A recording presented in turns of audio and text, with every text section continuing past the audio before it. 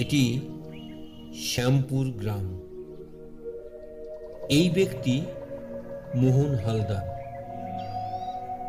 ইনি অতি দারিদ্রতার সহিত নিজের জীবনযাত্রাকে চালিয়ে যাবার চেষ্টা করছেন। অতীতে এমন এক সম্বল হারিয়ে ফেলেছিলেন যার ফলস্বরূপ ওনার বাকশক্তি সারা জীবনের মতো লোপ পেয়ে যায়।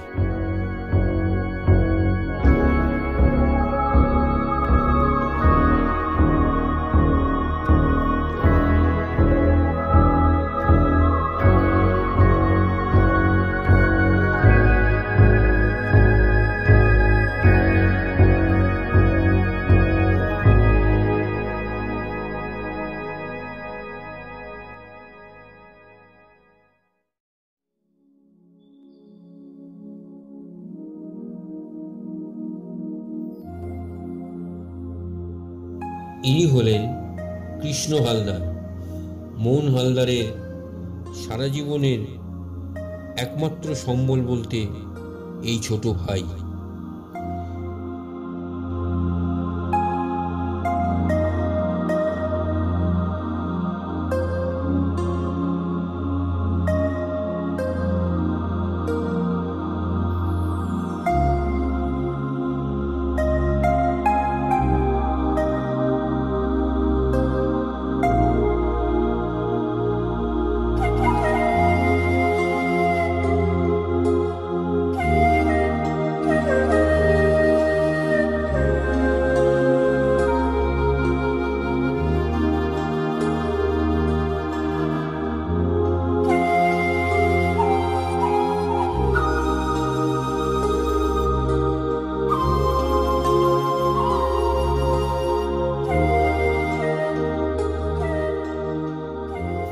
দুর্ভাগ্যবশত নিজের বাকশক্তি নেই এবং মানসিকভাবেও কিছুটা হলেও বিধ্বস্ত।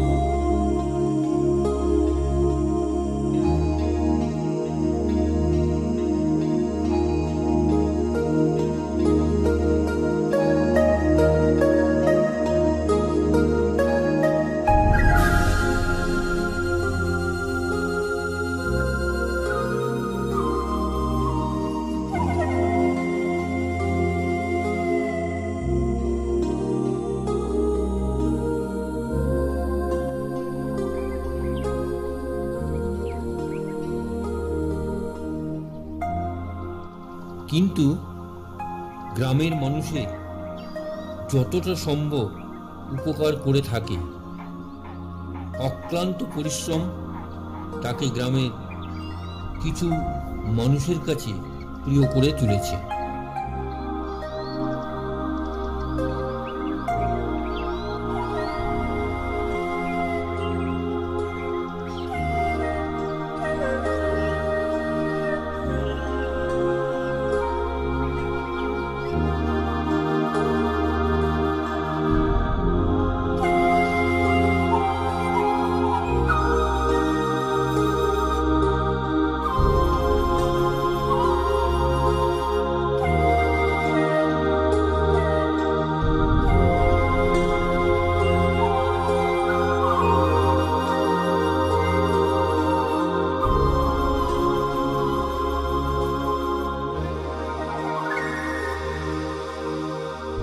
এইভাবেই চলছিল।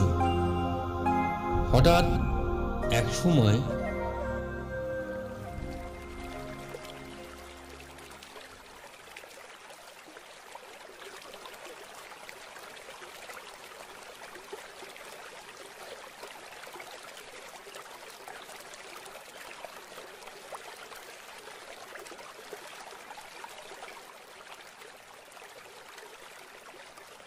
কিরে মোহন, কি করছিস? হ্যাঁ রে রতি, বল। তোর ভাইয়ের ব্যাপারে কিছু কথা বলতে এলাম। হ্যাঁ, কি বলবি বল। তোর ভাই পাগল হয়ে গেছে, মাথা ব্রেন ঠিক নেই, একে ওকে তাকে মারছে। একটু ডাক্তার ফাক্তার দেখা। সবই আমি জানি রে রতি, আমি কি কম চেষ্টা করছি না ওর জন্যে? শত হলেও সে তো আমার ভাই, আর তুই তো জানিস আমার সেরকম সামর্থ্য নেই। লোকাল ডাক্তার দেখেছি, তারা বলছে এখানে হবে না, শহরে নিয়ে গিয়ে কোনো ভালো ডাক্তারকে দেখাও। তাই একই সময় চিন্তা হয়, ভাবি এই কষ্টবার থেকে যদি মরেও যায় তাতে শান্তি পাবে ও। তাহলে তাই কর, শহরে নিয়ে গিয়ে দেখা। আমি আসছি। হ্যাঁ, একটু বসবি না? না রে, কাজ আছে। ও,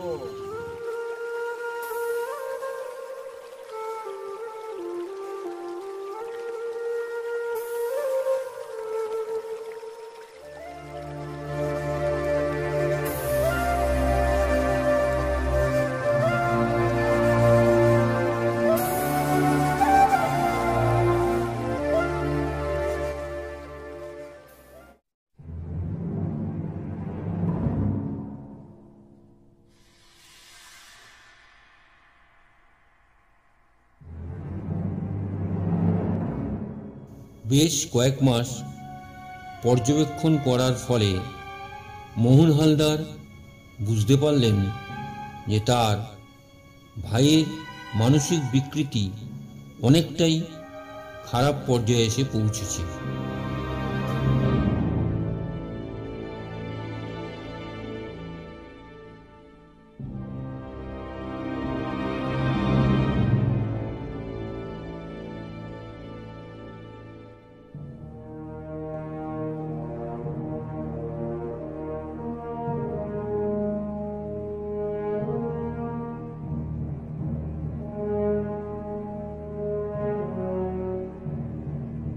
অতঃপর সে দেরি না করে তার ভাইকে নিয়ে দ্রুত শহরের পথে পা বাড়ালেন।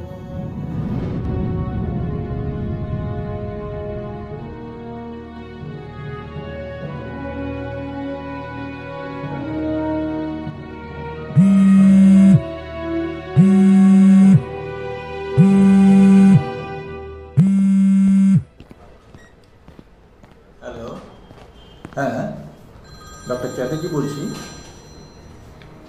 আচ্ছা, হ্যাঁ, আপনি পেশেন্টকে নিয়ে আজকে চলে আসুন। আমি আছি, মোটামুটি বিকেল 4টে অবধি আছি আমি। পেশেন্টকে নিয়ে আসুন, একবার চেক আপ করে নিচ্ছি, ঠিক আছে? ওকে।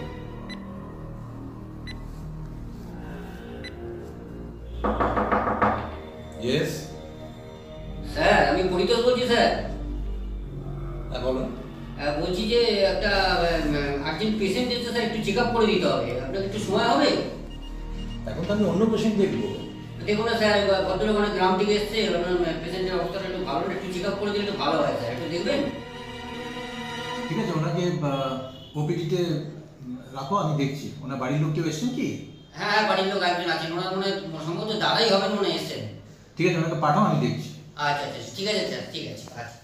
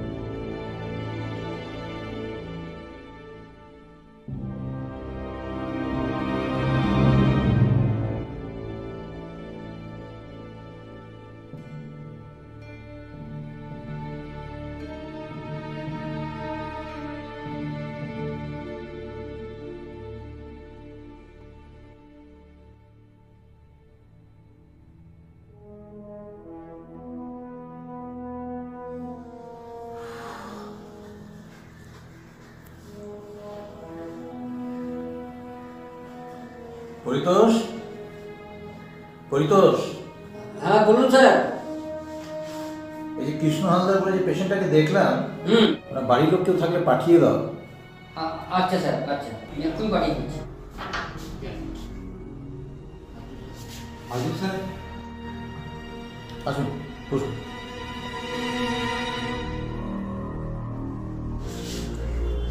হ্যাঁ স্যার বলুন। আচ্ছা, আপনার ভাইকে আমি দেখলাম, তবে আমার বলার আগে আপনি বলুন এটি কি কি সমস্যার জন্য আপনার ভাইকে এখানে এনেছেন? আসলে ডাক্তারবাবু,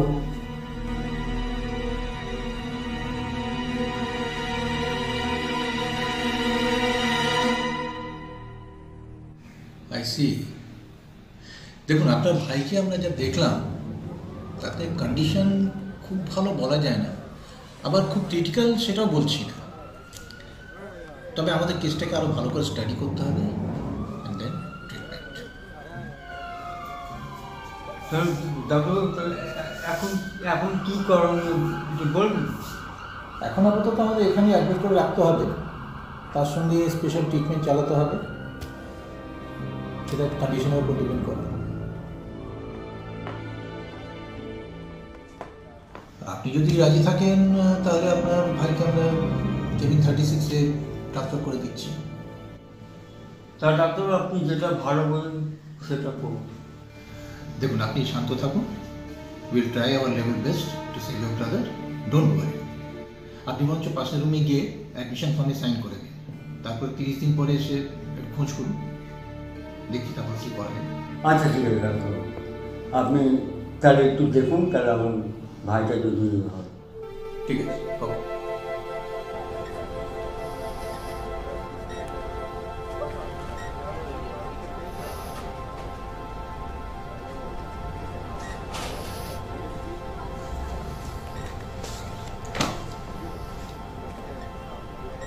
ওগুলো ফিল আপ করা আছে, একটু দেখে নিন, নিয়ে এখানে সই করে তারিখ দেবেন।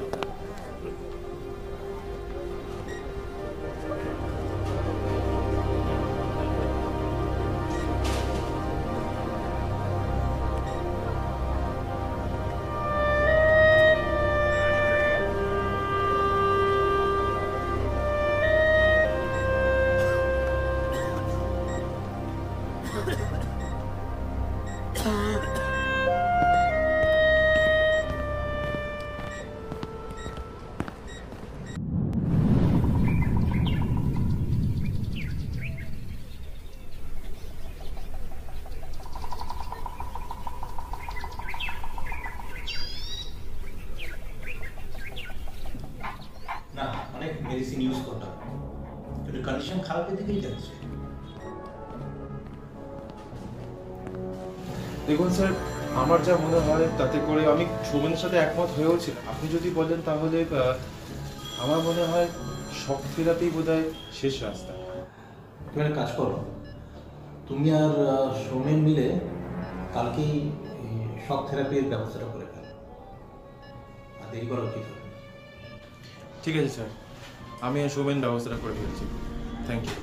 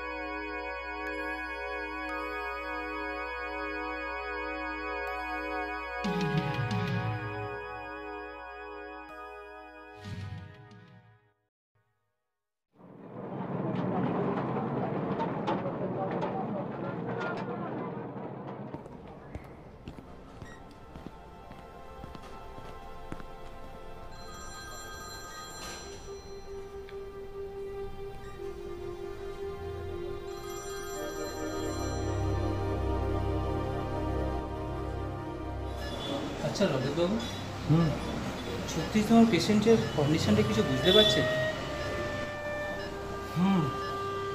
ভালো না। এরকমভাবে কতদিন উনি নিতে পারবেন কিছু বুঝতে পারছেন? জানি না, 1 মাস হয়ে গেল। ডাক্তারবাবুও ট্রাই করতে করতে ফেড আপ হয়ে গেছে। আমার আর ভালো লাগছে না, জানি না কি হবে। 1 মাস? আচ্ছা, আজকে তো ওনার বাড়ির লোক আসার কথা ছিল না? দাদাবাবু, আমাকে 1 মাস পরে আসতে বলেছিলেন। তা আমার ভাইটা সুস্থ হয়ে গেছে না?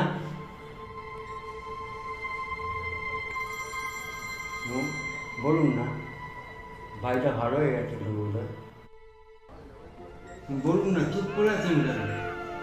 আমি খুব অস্থির লাগছে, বলুন না। আমার ভাই সুস্থ আছে তো? একটু বলুন। এখনো অনেক সময় সাপেক্ষ ব্যাপার, বুঝলেন? আমরা ডিফেন্স স্টেজে অনেক মেডিসিন ইউজ করেছি, কিন্তু আশা খুব একটা দেখছি না।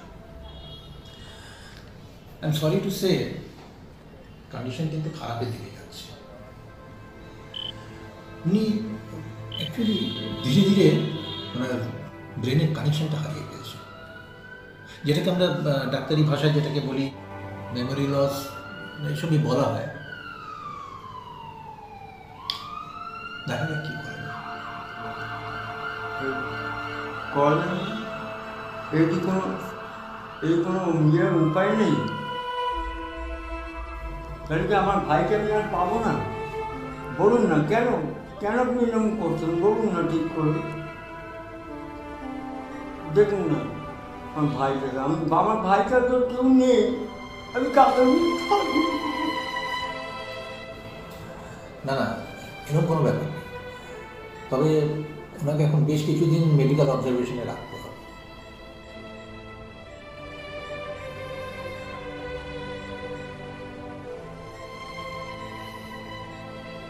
আচ্ছা দাদাবাবু, আমার ভাইটাকে একটু দেখে যেতে পারি?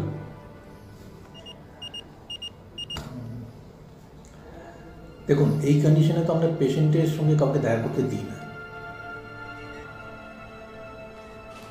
তবে আপনি অনেক দূর থেকে এসছেন, ঠিক আছে, আমি বলে দিচ্ছি আপনি দেখা করুন, কিন্তু পেশেন্টের কাছে যাবেন না, জাস্ট একটু দেখা করে চলে আসবেন, ঠিক আছে? একটু দেখে যাই তাহলে।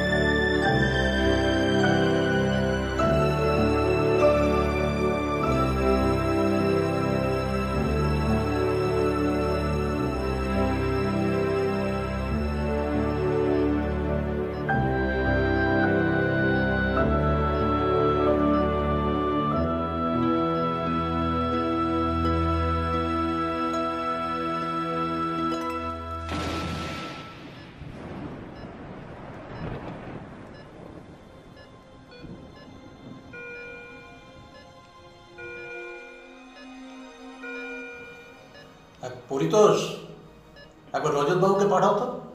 আচ্ছা স্যার।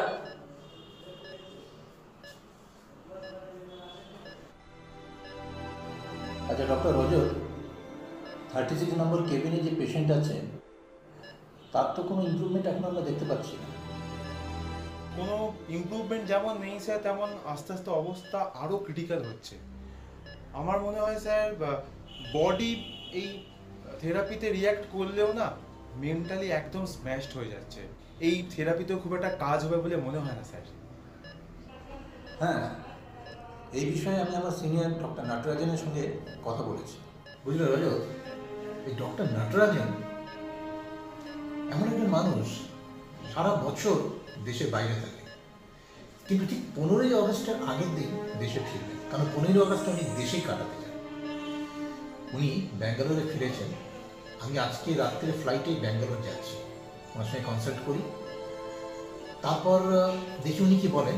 আর ততদিন তোমরা পেশেন্টকে ওই যেগুলো হাত তার বেঁধে রেখেছে ওগুলো খুলে ওনাকে একটু ফ্রি রাখো, আর একটু অবজারভেশনে রাখো। আমি ব্যাঙ্গালোর থেকে ফেরার পরে will decide our next plan of action. Okay sir, দেখছি।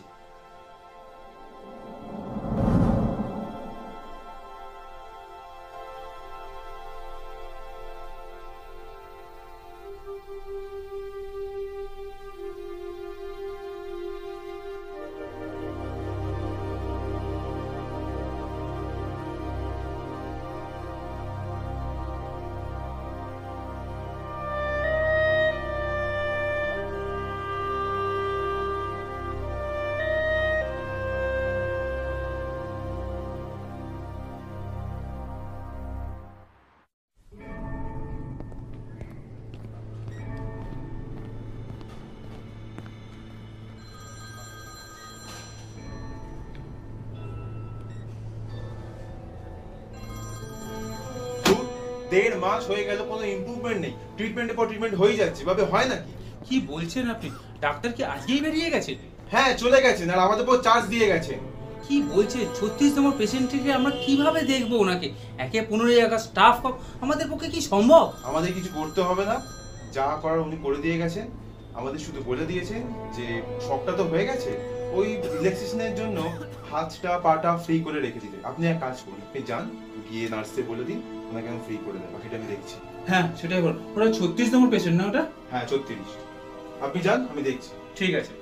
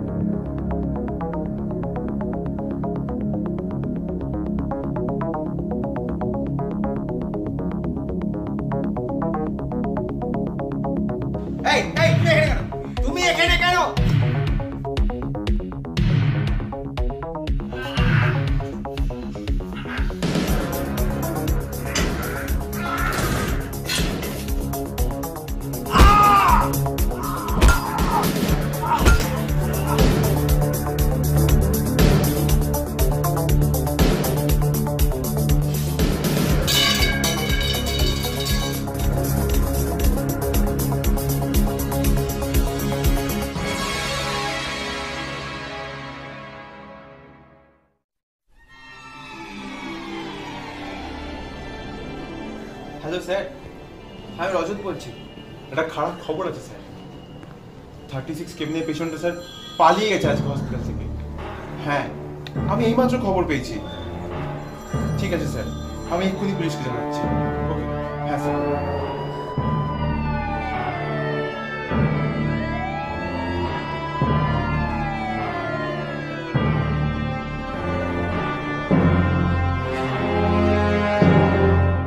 হ্যালো, হ্যাঁ, দেখতে পেয়েছেন ওনাকে? কোথায়? ওনার গ্রামের বাড়ির দিকে? ঠিক আছে, আপনারা যত তাড়াতাড়ি সম্ভব ওনাকে আপনারা অ্যারেস্ট করুন। আমরা এক্ষুনি এখান থেকে বেরোচ্ছি। আপনি ঠিক দেখেছেন তো? তাড়াতাড়ি ওনাকে আপনি ইমিডিয়েটলি অ্যারেস্ট করুন। আমরা এক্ষুনি যাচ্ছি। ঠিক আছে, ঠিক আছে, ঠিক আছে।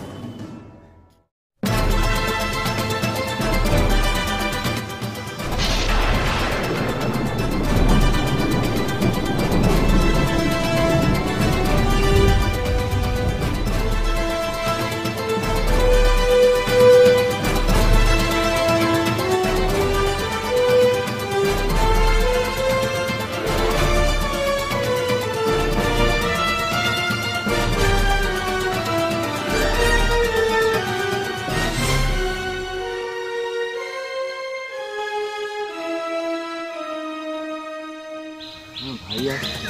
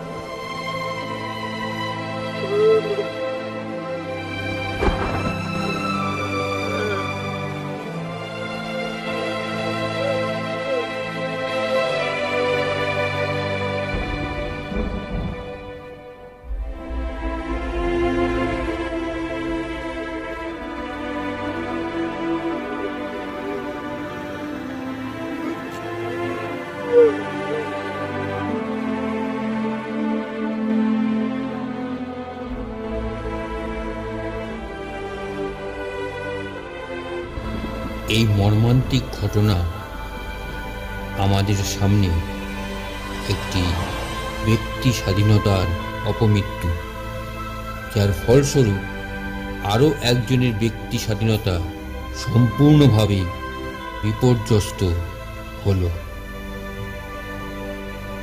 তবুও স্বাধীনতা আমাদের সমগ্র মানবজাতির জীবনে একটি আশীর্বাদ স্বরূপ।